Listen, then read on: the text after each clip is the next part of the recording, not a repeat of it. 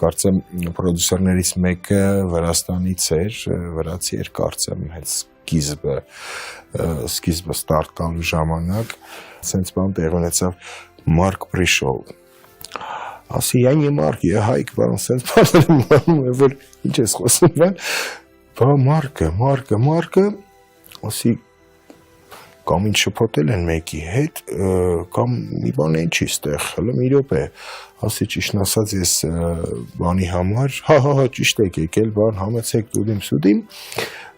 ասի Արամի կերպարի համար ու այսպես անընդհատ մոտս վիճակը, որ ինչա կատարվում, այս ինչ տեղի ունեցավ, էլի, դե ամեն դեպքում սկզբից միշտ մտածում ես, վայ, այդքան երևի տենց պիտի չգայի, հա, սենց Մարկը կարդացի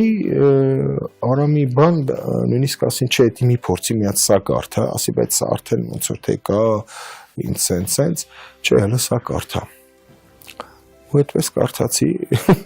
դրանից հետո վիդեո պրոբա անցկացրեցին ու դերը հաստատվեց արդեն։